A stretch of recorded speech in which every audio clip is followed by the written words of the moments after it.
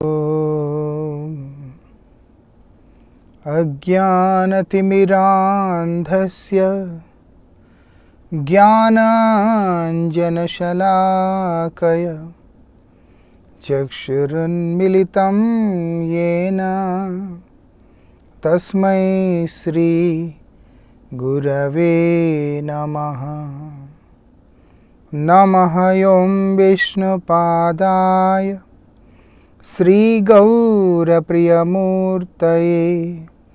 श्रीमते भक्तिवल्लभा तीर्थ गोस्वामिने नमः। पतित पावन परम करुणामय परमाराध्यतम शिल गुरुदेव नित्यलीला प्रविष्टोम विष्णुपाद अष्टोत्तर शतश्री श्रीमद श्रील भक्ति वल्लभ तीर्थ गोस्वामी महाराज जी के श्रीपाद पद्म में असंख्य कोटि साष्टांग दंडवत प्रणाम करते हुए उनकी अहेतु की कृपा प्रार्थना करता हूँ। By the mercy of most revered Srila Gurudev, we have been discussing about the glories of the holy name.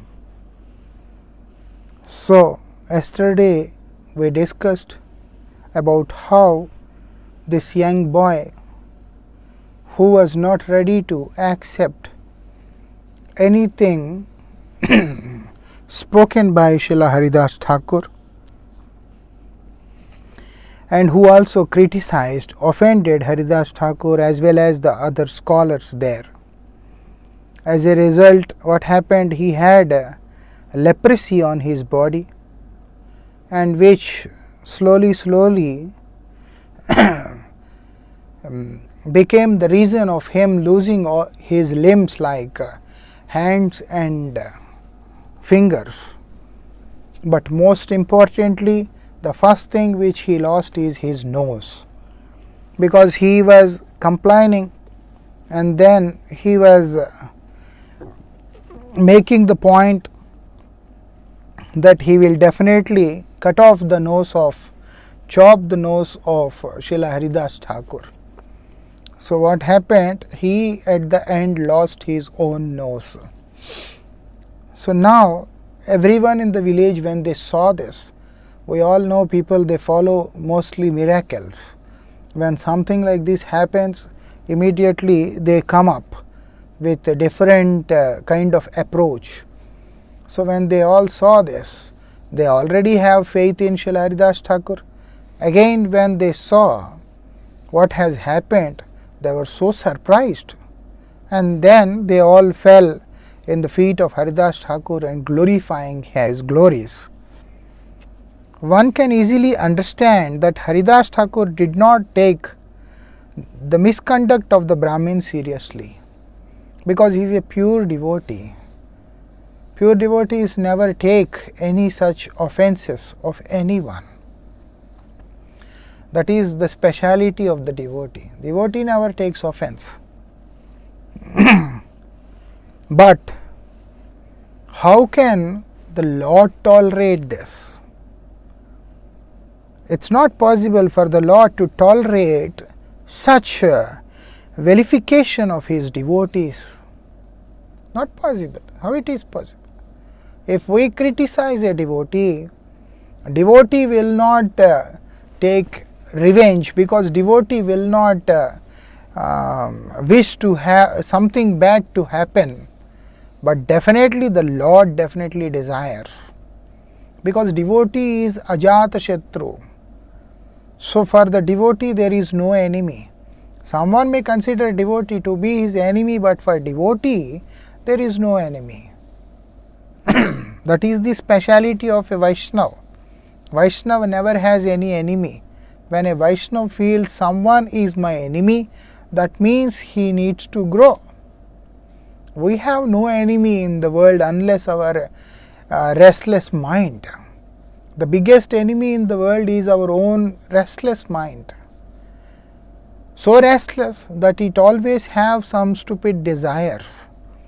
It always have some other motives. It's never peaceful. So he is the only one who is our enemy. Other than the mind, we have no other enemy.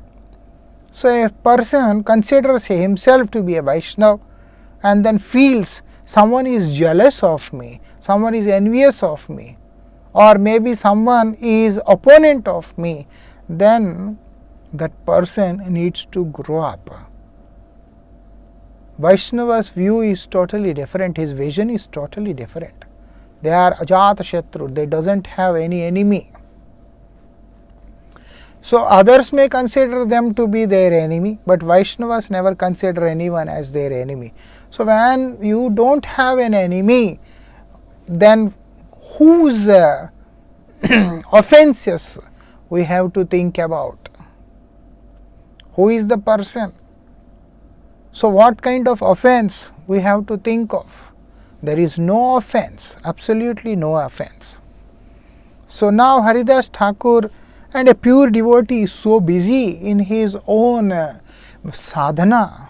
A pure devotee is so busy in his prayers to the Lord that he is least bothered about any other person. The Lord is least bothered about anything. The devotee is least bothered about anything because his attention is not deviated. He is one pointed and one pointed in the lotus feet of the Lord and in his loving devotional service, but not onto this material world or not onto those things which are happening in this material world. So that's why whatever happened because of the foolishness of this Brahmin boy, it has happened. But Haridas Thakur did not take it in an offensive way. It is okay, but the Lord could not tolerate. Samoham sarva bhuteshu namye dveshyosti na priya. I am equal to everyone. I have to make it very clear that I am equal to everyone. Everyone is equal to me. I don't discriminate. Name dveshyosti. No one is my enemy. Na priya. At the same time, no one is dear to me. Then, when a devotee surrenders to me, when a devotee surrenders to my lotus feet and just completely depend upon me, then how it is possible that I ignore my devotee? In general, I am equal to everyone, but in particular, whoever comes to me, whoever surrenders to me, whoever depends on me, I have to make sure that they are dear to me and I am dear to them. So I would prefer to perform all the activities for their pleasure only to give pleasure to the devotees. So that's why when someone offends my devotee, I am not going to forgive that person. Offense against the devotee is never pleasing the Supreme Lord. Lord is never pleased. What he does, devotees are always by nature forgiving and and hence ever willing to pardon the faults of and shortcomings of the ignorant. So they are always willing to forgive. So even before we make an offense in the lotus feet of the devotee has already forgiven us. Ordinary people can't do this, and an ordinary devotees also can't do this. Ordinary people, they can't even imagine. And the ordinary devotees also, they can't even imagine. So a very special devotee, one who is very dear to the Lord, can only do this. Not others has the capacity to do this. This is what we have to understand. They are always, like we can see Nityananda Prabhu, even his head was broken by the pot, but still he was there to bless Jagai and Madhai. He was there to bless Jagai and Madhai, and he blessed them. and he saved them, both of them. So they never wish any sorrow to befall their opponents. So they never want their opponents to be in sorrow. They don't want give them any pain. But Bhagwan in his very essence never endures even the slightest attack or on his loving devotees. But the Lord is not going to forgive. He is not going to tolerate even the slightest attack. What to talk of some big attacks? Even the slightest attack by anyone on the devotee of the Lord is also not tolerable by the Lord. He never hesitates to come down. Even he never hesitates that why would I go, it's not my protocol. Thus, that is not applicable in the case of Supreme Lord. For the devotee, the Lord wished to come by himself. That is the attachment a Lord has for his devotee. That is the affection the Lord has for his devotee. He can do anything for his devotee. So that's why we can't say that he is not going to come, because Lord doesn't hesitate. There is no hesitation in the Lord to come down for rescuing his devotees or doing any other act that can control the situation. So he just comes, that's all. Like he did it in the case of Prahlad Maharaj. What he was doing, he appeared in the middle of the assembly from the pillar. Stambhe sabhayam. Stambhe means that pillar, iron like pillar. Sabhayam, in the assembly. There was a pillar in the assembly and he just appeared from there. Pillar, what is the form of the pillar? Which form of deity it is? But to rescue the devotee and to keep the words of his beloved devotee. To protect the devotee is a different story. Only when the devotee, the word which came out from the lips of the devotee of the Lord, to make the words of his beloved devotee come true, the Lord appeared from the pillar. Hiranyakashipu was asking Prahlad, is your Lord is available in this pillar? Is he in this pillar? Prahlad Maharaj, without any hesitation, because devotee never hesitates, so the Lord never hesitates. If the devotee hesitates, then the Lord will hesitate. But when the devotee has no hesitation, he can do anything. He can beg for me, he can die for me, he can do whatever is needed or whatever is not needed, everything for me only. That is the nature of a devotee. That's devotee's nature. A devotee can do anything for the pleasure of Krishna, for the pleasure of the Lord. Then how come the Lord can't do anything? Lord also does everything, only for the pleasure of his devotee. So that's why devotee doesn't hesitate even to embrace death. So the Lord also doesn't hesitate to jump into the death and then to bring back the life of his beloved devotee. That is the biggest common thing which can be seen in the Lord and his beloved associates. So Hiranyakashipu, he just randomly asked Prahlad, looking onto the pillar, is your Lord exists in this pillar? And Prahlad says, yes, why not? I shall just break it right now and check. Let me kill your God first and then I shall kill you. Okay. Now Hiranyakashipu, he goes there to bring his club, but still he strikes with his hand. He strikes it so heavily that the pillar blasts into pieces, as if like the time of pralay has already come. Hiranyakashipu, Brahma and all other demigods, they all came there to see what has happened. To everyone's surprise, in the middle of the assembly, splitting the pillar into two pieces, Lord Narsimhadev has appeared there without any hesitation, and also in a very strange form.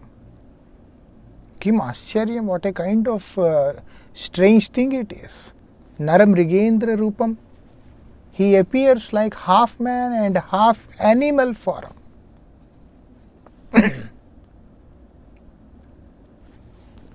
That kind of form the Lord has accepted. Half man and half lion form. That's why he is Narasingha. So they call him as Nrisingha, Narsimha, Narasingha, Narsingha. Like that they call him with quite a few different names. So ultimately what it is? Half man and half lion form. He took it for his beloved devotee Prahlad. So the Lord doesn't hesitate to appear to rescue his devotee, and the Lord doesn't hesitate to appear to serve his beloved devotee. How he was serving, we all know very well. When Haridas Thakur was beaten on the 22 markets, they asked Haridas Thakur, you can't chant the holy name. According to them, it's not a holy name. So you can't chant the name of them. You are worshipping them and you are the follower of a different cult. How come you follow them? It's not correct. We want this Gurudev. So he said, we can't allow you. We can't allow you to follow this. We can't allow you to do this. Haridas Thakur, he says, even if you take away my life, then also it's not possible for me to quit chanting this name of the Lord. They said, okay, so be it. And then they called a very dangerous, ferocious people, personalities, those who have no mercy, those who are very dangerous, merciless, ruthless people, and then gave them hunters, whip, and then they started beating Haridas Thakur in all 22 markets of Navadvip. What happened? He was being beaten very badly. Even after so much he was beaten, he was still very serious, very calm, very peaceful. He was completely very peaceful. And he was constantly engaged in chanting the holy name. But because he is the devotee of the Lord, he is praying to the Lord that, O Lord, all these people are so ignorant. They don't know what they are doing. So please be kind to them. Please don't be harsh with them. So the Lord, he is in the mood to kill everyone, but he could not, because if I do, it is going to give pain to my devotee. Because he is purposely saying this, don't kill them. He is purposely saying this. So what the Lord does, he just caught hold of Srila Haridas Thakur from his back, and then whatever it was beaten, everything went on the back of the Supreme Lord. He did not even hesitate that to accept himself beaten on such big market only for his devotee. The Lord does not hesitate to be the charioteer of his beloved devotee Arjun. The Lord did not hesitate to come and give witness for his devotee, that small Brahmin from Vidyanagar. The Lord did not hesitate to steal kheer for Madhavendra Puri. There is no hesitation in the Lord. When the love is too condensed, then there is no room for hesitation. So the devotee has the condensed form of love. So in the same way, the Lord also have the condensed form of love for his beloved devotee. That is the speciality.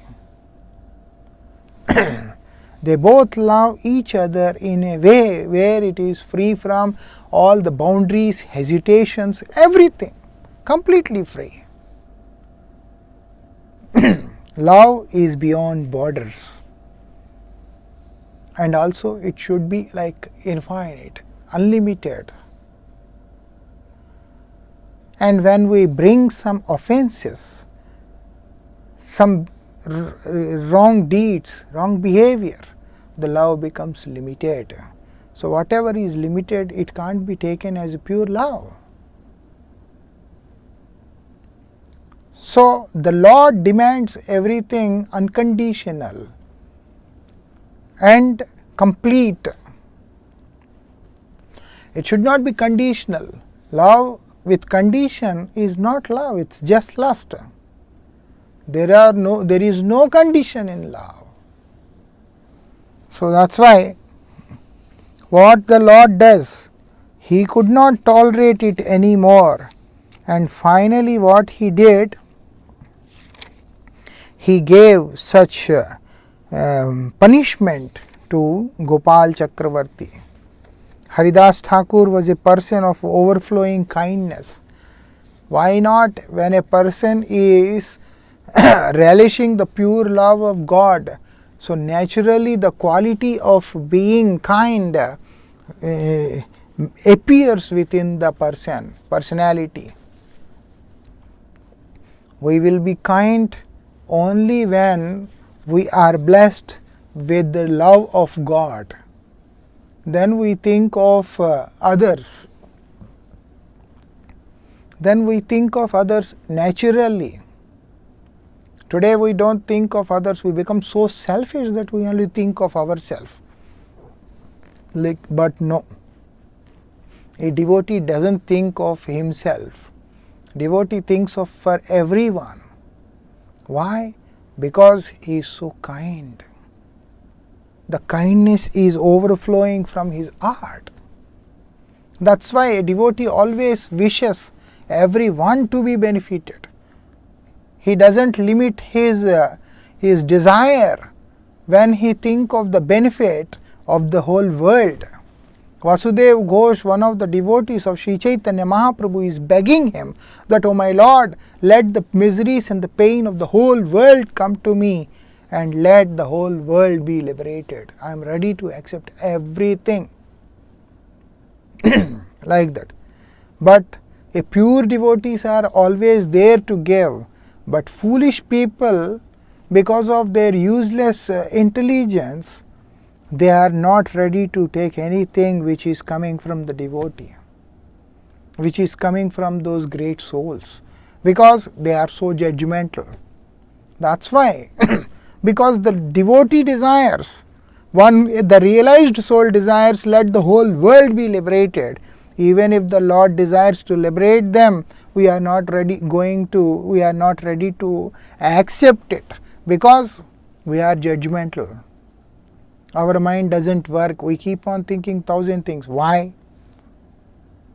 And if someone really wants to do something, then also we think, why? Because of our attraction for Maya, the illusionary energy of the Lord, now brains are not functioning. Because of our attachment for all these objects of senses, our brains are not functioning. We keep on thinking those things which are not going to help us. What to do? That's human nature. It's not the nature, it's not something strange. It's human nature. What can be done? So that's why we are not liberated. If not, a pure devotee is always there. When a person, Brahmand Tarite Shakti Dhare Jane Jane, when we sing this, each and every devotee of the Lord is capable to deliver one Brahmanda. Where are we existing in this Brahmanda?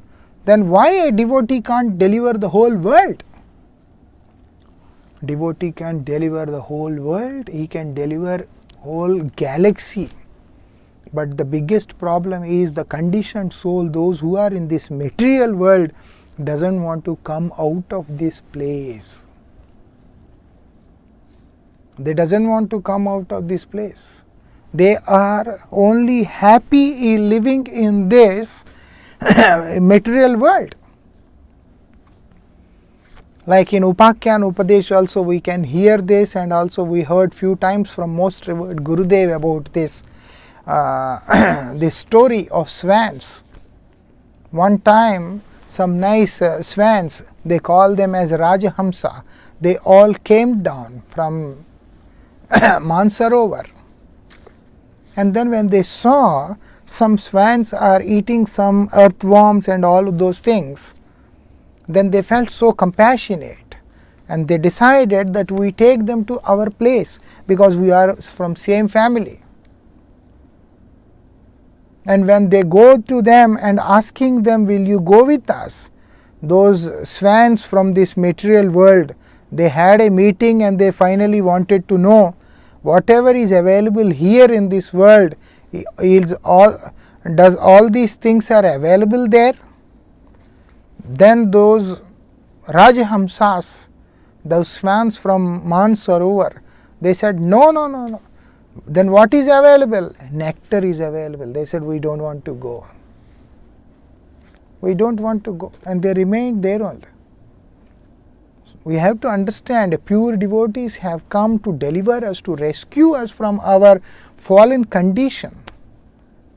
They want to take us back to Godhead. But conditioned soul, the one who is attached to Kanak Kamini Pratishtha, desire for money, desire for opposite sex, and desire for name and fame, doesn't want to leave this material world at any cost. They just want to remain here. That's why even the pure devotee desires also, then also it's not happening. If not, we don't need to do any extra sadhana, no need to make any extra practice. If we can attract the mercy of a pure devotee, that itself is sufficient to rescue us. That itself is sufficient to liberate us. Because Vaishnavera Avedane Krishna Dayamaya. But at least we should have the desire to come out of this nonsense. When we have the desire, the prayers of the pure devotee are going to help us, and then the Lord will rescue us. Like that. So if we don't have the desire to come out of this material world, even if the God wants to rescue us, if a pure devotee desires, then also we will not be able to come out of this material world. Like that. That's why it is said, never commit Vaishnava Prad. When we are chanting the holy name, what is the point? Glorifying the holy name and then Namaprad. In Padma Puran, Narad Goswami speaks about Namaprad. When you are speaking about Namaprad, what is the point? That Sadhu Ninda is considered as Namaprad. Vaishnava Ninda is Namaprad. Offending the Vaishnava is Namaprad. Why? Because the Naam Prabhu is unable to tolerate the offense against the Vaishnava. Naam Prabhu, why he can't tolerate? Because he is residing in the heart of a devotee who is Namnishtha. One who is Namnishtha.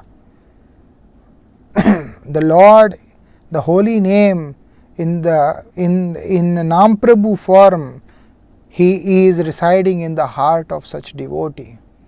When he is residing in the heart of a devotee, and then someone is making offenses against those devotees, then how the Lord can ever tolerate it? That's why those who want to chant the holy name, first thing they need to learn is not to offend a Vaishnava. That's totally wrong. Don't discriminate. Only surrender. If you surrender, you will have realization. If you discriminate, you will make an offense. Discrimination always creates problem. So without discrimination, we should learn to surrender in the lotus feet of the Vaishnavas. Because Vaishnavas are naturally, they are overflowing with kindness.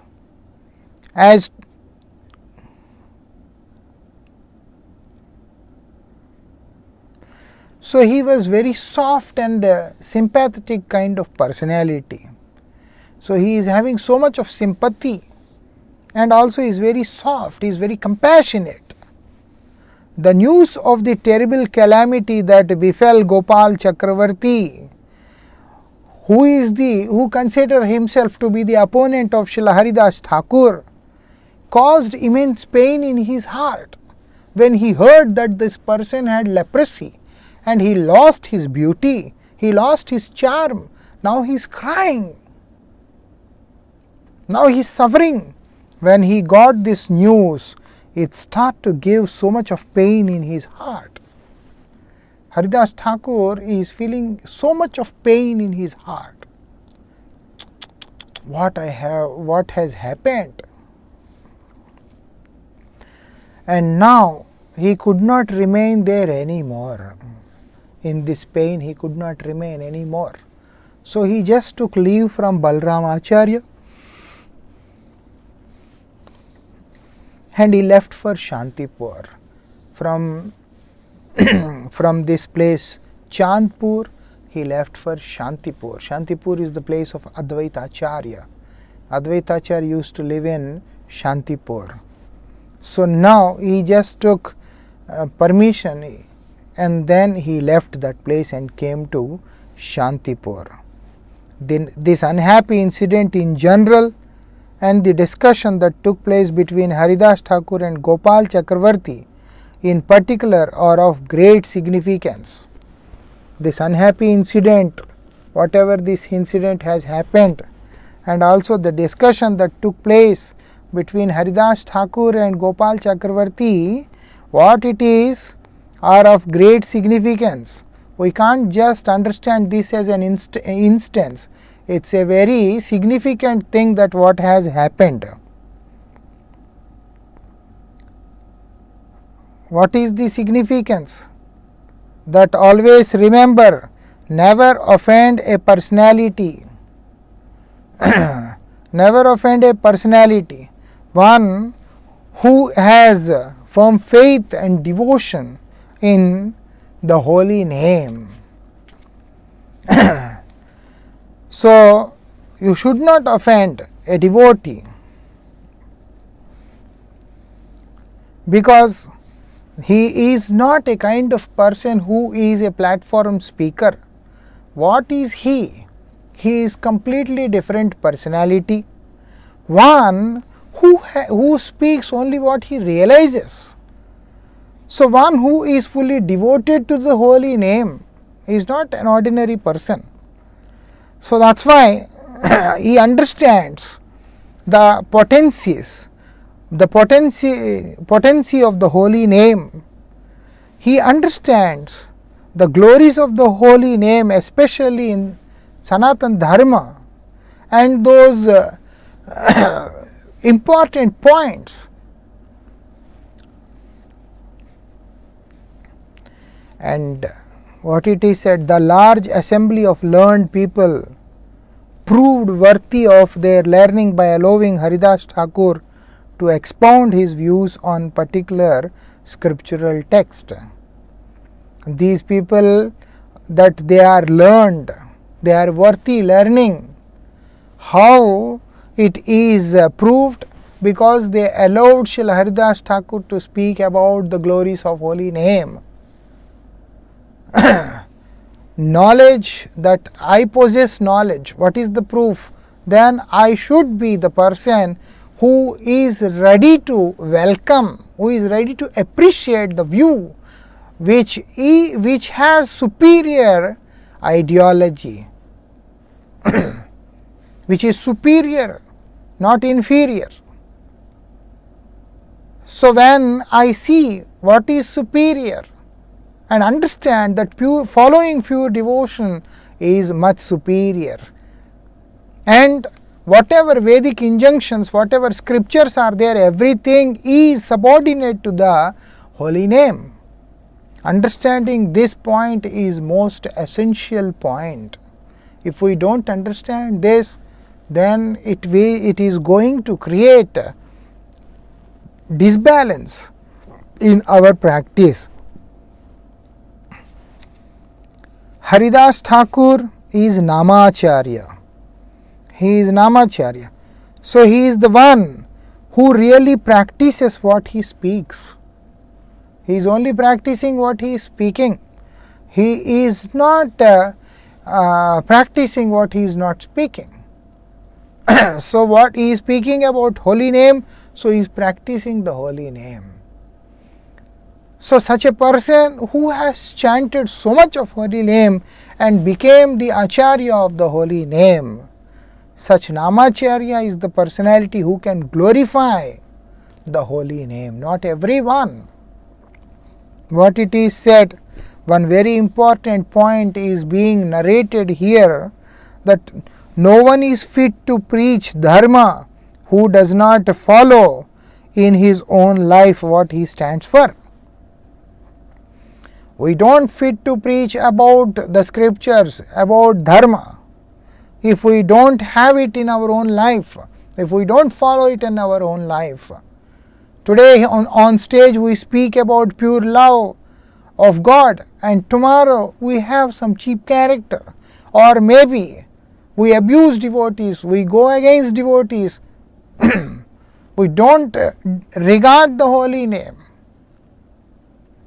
Holy name is very important. We have to know understand about this holy name, because the pure treasure in the heart of a devotee is the holy name. What is the treasure? We can see Sanatana Goswami. Sanatana Goswami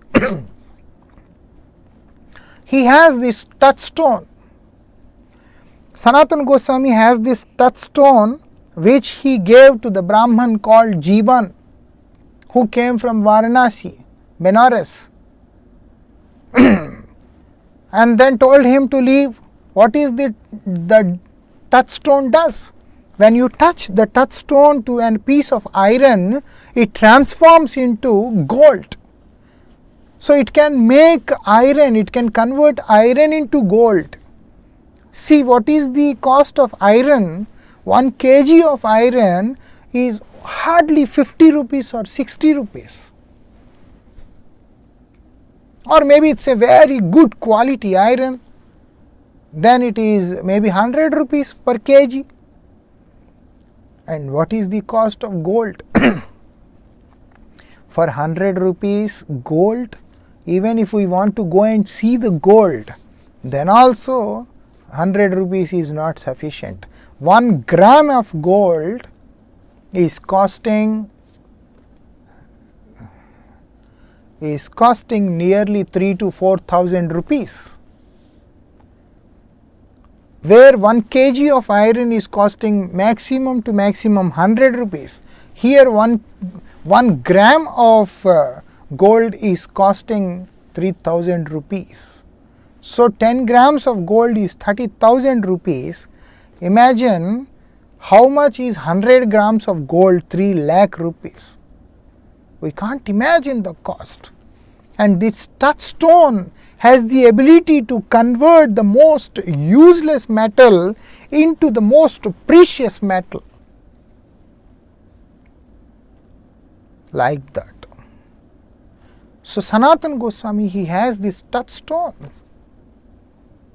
And when this person, Jivan, while going back to Kashi, Varanasi, he started thinking, what makes this person throw the most precious stone in garbage? Because to his surprise, when he came to Sanatana Goswami for this treasure, because he was sent by Lord Shiva, when he came to Sanatana Goswami, and Sanatana Goswami asks him to move that garbage a little, and when he moved it, To his surprise, he found the touchstone in the garbage.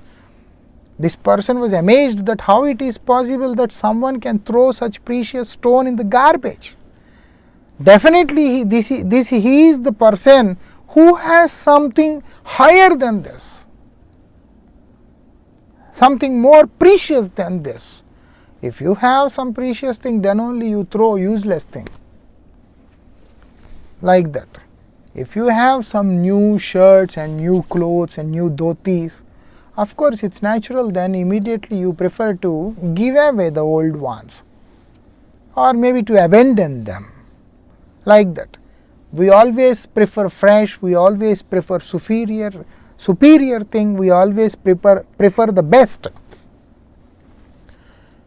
That is human nature. So as we have higher taste, we naturally give up the lower ones. We know this, that a person who has the desire, who likes to eat rasagulla, he is least interested in eating sugar cane. If you tell them you eat sugar cane, he will say no. A person who eats sugar cane, he likes to take condensed form of sugar cane. The one who likes condensed form of sugar cane, if he tastes good, jaggery, then he feels happy with that. One who eats it, you give him sugar, he feels happy. One who eats sugar, you give him mishri, he feels happy. And one who eats rasgulla, one who eats mishri, that sugar candy, you give him rasgulla, he feels happy. As the taste keep on increasing, then as the sweetness is increasing, the thing is differing, and then it's enhancing the sweetness. The person is also naturally losing his taste for the lower things, and he is only focusing on the higher thing. That's the nature. So that's why what happens here is this person started thinking, why would this Sanatana Goswami throw such precious stone in the garbage? Definitely he has something else. Then he goes back to him and he says, the most precious gem which you have, by which you found this touchstone to be an insignificant stone, I need that treasure, please bestow it to me. Because I know you are rich, because Lord Shiva told me that you are rich. But what makes you so rich? That most precious gem which you possess, may I be benefited by getting it for myself.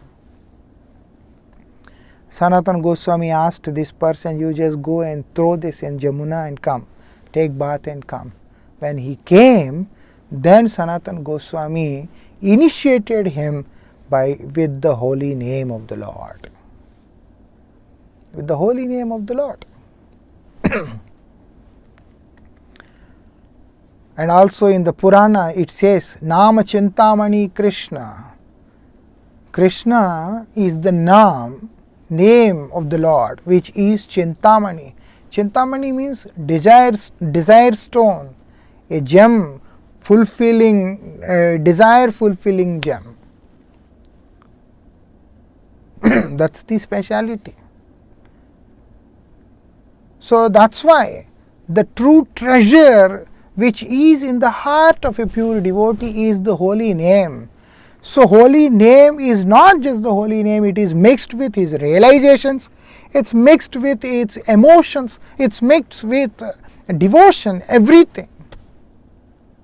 Because they don't see the holy name as just as a name, they see it as the Naam Prabhu, the Lord himself. The Lord himself. They don't see this just as a piece of stone or a word. They see it as a person.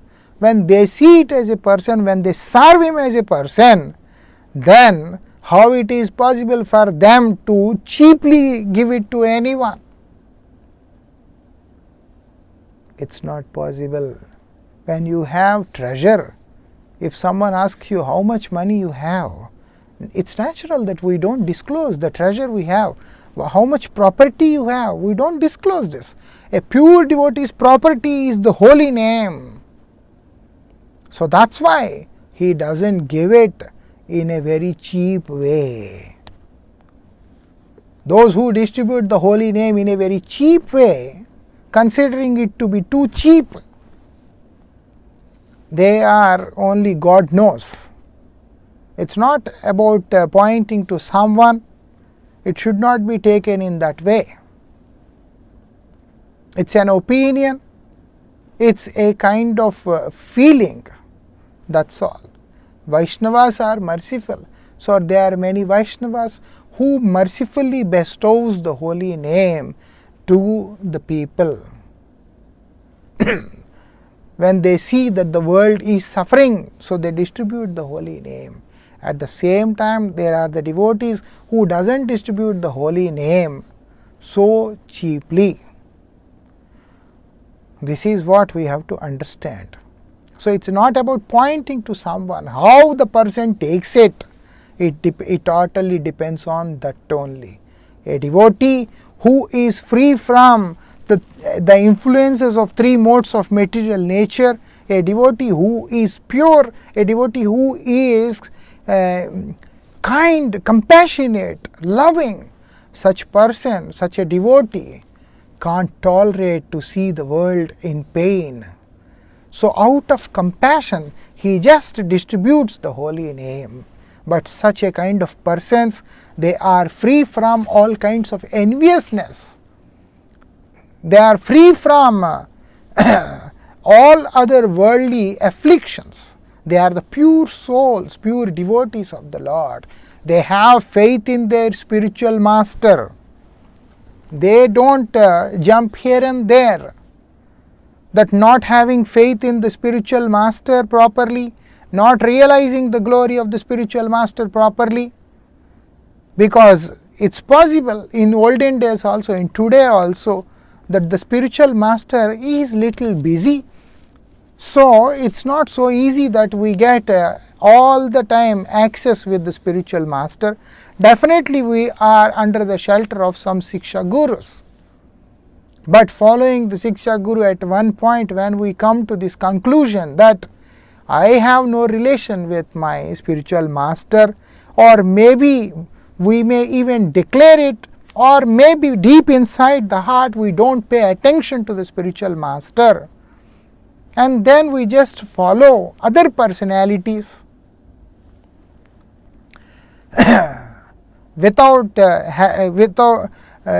instead of developing faith in the lotus feet of Sri Guru, the one who bestowed us the mantra, from where you received the mantra. And then when we try to preach, when we try to speak, it's not genuine. A true disciple has firm faith in Sri Guru. A true disciple has firm faith in the mantra he received from Sri Guru. A true disciple has firm faith in the Supreme Lord, and then surrenders in the lotus feet of the Supreme Lord under the shelter of Sri Guru, chanting the holy name, starts to realize the glories of the holy name within the heart, and then slowly it starts to overflow. The nectar which is manifesting in the heart, it starts to overflow. That overflowing nectar, wherever it reaches, and whoever drinks it, their life is transformed. So the life of the pure devotee itself is a preaching. He don't need to preach anyone separately. Only his own practice, his own sadhana, his own devotion in the lotus feet of the Lord itself is a preaching. Their compassion is a preaching, their love is a preaching, their chanting is a preaching, their speaking is a preaching, each and everything is a preaching. Such personalities have the right to distribute the holy name as they desire, like Ramanujacharya did. His spiritual master told him that this is the most confidential mantra, this should not be spoken louder or in front of anyone. The moment he received the mantra, he goes to the higher platform and then calling out all the people of the village and loudly recited this mantra. When this news came to his spiritual master, he was so happy and he said, because he is Ramanuj, so he can do this. He can do this because he is Ramanuj. He is not an ordinary person. One who is having enviousness in the heart, one who has no faith in his own spiritual masters, one who has taken the holy name so cheaply. Such persons, Haridas Thakur is not of that category personality. Haridas Thakur's life and soul is the holy name. So that's why what it happened, if a person offends such Vaishnava, then their life becomes disaster. Their life becomes disaster. So Haridas Thakur is the person, only person who fit to preach about dharma. Because he doesn't preach. Preaching is the byproduct of their own sadhana. A pure devotee doesn't preach, but the sadhana he does itself is a preaching, like that. So here it stands, says, the one who doesn't follow in his own life, he is not fit to preach. That's why most revered Srila Guru Maharaj never told us to preach. I remember one time there was something happened. One Vaishnava was offended by me because in Europe, because I told him, you are quite an aged person, so you may take rest and we shall travel with other devotees this year. So we don't want you to travel too much. You can just stay here, because he is the one who is very often organizing tours for the Vaishnavas to travel in Europe. So that year in 2014 I told him that no, you please remain here, and then because this year I don't want you to travel to Europe along with me at least. In a humble way we approached him, but unfortunately it's my unfortunate thing that he got upset with me, offended. Then he started writing long mails to Madhusudan Maharaj, our god brother Pujpad Bhakti Prasoon Madhusudan Maharaj, and then saying so many things, and at one point he mentioned that Damodar Maharaj is unfit to be a world-class preacher. When this news came to me, I wrote to him very humbly, because he served our Gurudev also. I said, actually I am not a preacher first of all. I don't preach. It's not my job to preach. What I am doing, I am only visiting those places where those who invite me with love. Because most revered Srila Guru Maharaj told me that whoever invites you, wherever they invite you with love, you just go there. Of course, keep yourself in the association of devotees all the time. So when devotees are inviting, so definitely that's sure that they are inviting to the most safest place only. They are inviting in devotee community only. They are not that material people that someone out of love calls you and you go there. So it's an injunction, it's an instruction from Srila Gurudev that you should learn to respect the love given to you by the devotees. When you do that, in a way you are serving them. So following the instructions of Srila Guru Maharaj, those whoever invite me, I just go there with the mood that I am serving them.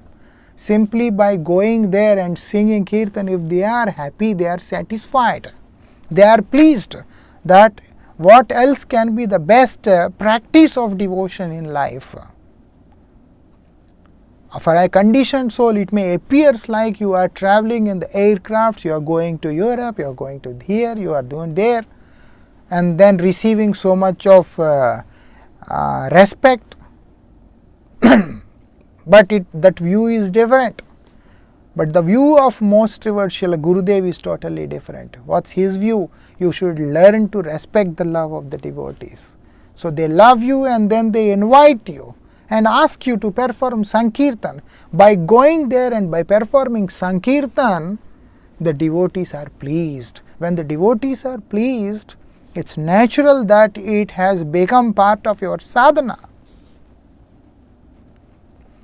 And then Gurudev becomes merciful, the Lord becomes merciful, like that.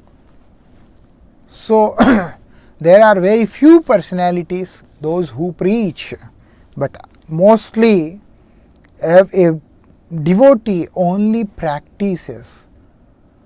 And wherever devotees invite such personalities, they go there and do the same thing. What they are practicing in the holy dham, same thing they practice in the other place. As a result, their sadhana is going constantly. It's only a matter of changing of place, and that depends on the desire of the devotees, that's all. And then keep doing bhajan. That bhajan is the one which put an impact on the life of others. Not the scriptures or not the way, not something else what we do in our life. It's the pure bhajan which we try to practice under the shelter of Guru Vaishnavas is the one which is going to rescue us, which is going to help us, which is going to put influence on the whole world, which is going to change the world at one point. That is the speciality. That's why it is said we have to practice. How we practice if we lose faith in the spiritual master? Not possible. Having faith in the words of the spiritual master, following the teachings given by him, chanting the holy name under his shelter, a person will one day definitely attain the loving devotional service of the divine couple in the eternal abode, Golok Vrindavan. So what it is said, every true preacher of dharma should live the principles he preaches. If we don't live on the principles we preach, then what is the point of such preaching? What is the point of such preaching? Like that. It's very important. Today this particular thing is hardly to be seen. It's hardly visible now. There are so much of literature, there is so much of literature, huge amount of literature to read and to listen and keep on listening, but in the name of practice, nothing is happening. For preaching, there is huge content, but for practicing, there is nothing. So here, we should have huge content to practice, very less to preach. That practice has to preach rest. Like that.